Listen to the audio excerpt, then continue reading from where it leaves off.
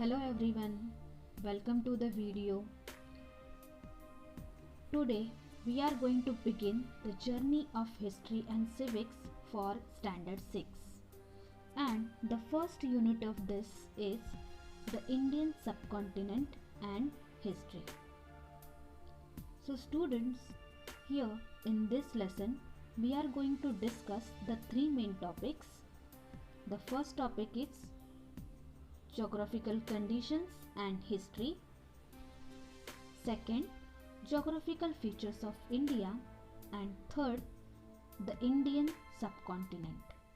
So let us switch on to the first topic of this lesson, geographical conditions and history.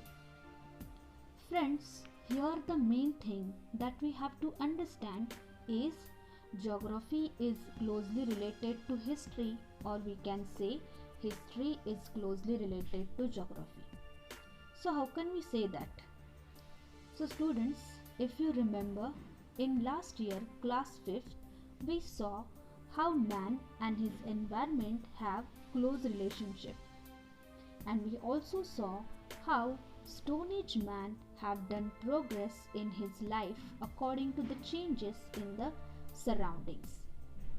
In short, the story of man, which is started from the Stone Age, ends with the fully developed human civilization. If you remember, we learned about the world's most ancient civilization in the last lesson. So, here we can understand how surroundings greatly influence human life. Friends, nextly, the main important thing that we have to understand is when we are doing the studies of history, we have to understand the four pillars of history: time,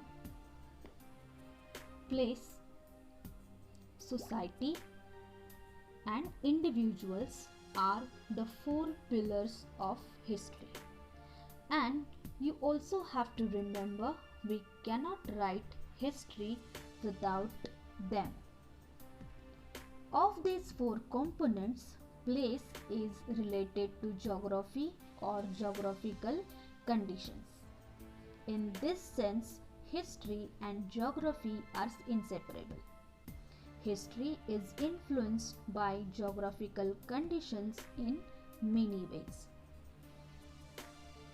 Our diet, our clothes, housing, occupation, in fact, all human life in any region depends to a large extent on its geographical characteristics.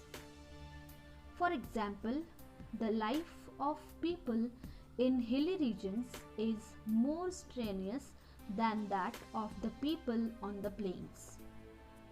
Not much fertile land is available in the hilly regions, while in the plains it is available on a large scale. That is why grains and vegetables are scarce in hilly areas.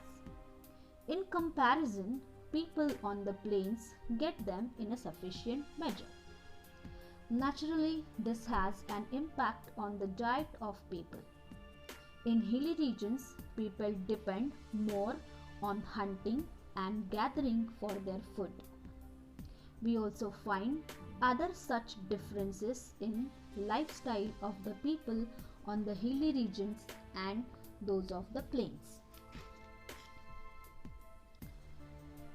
The climate, rainfall, agriculture, flora and fauna of the region where we live are the sources of our livelihood.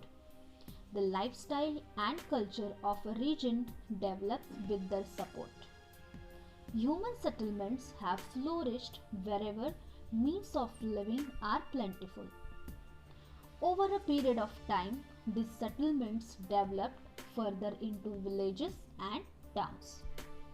But sometimes environment, drought, invasions, etc. lead to the scarcity of those means. Degradation of the environment, drought, invasions, etc. lead to the scarcity of those means, and people are forced to leave their settlements. Villages and towns became distressed. We see many such instances in history. Thus, we can see that there is a very close relation between history and geography. So, students, in this topic, the points to be remembered: history is a coherent account of the significant past events in the progress of human culture.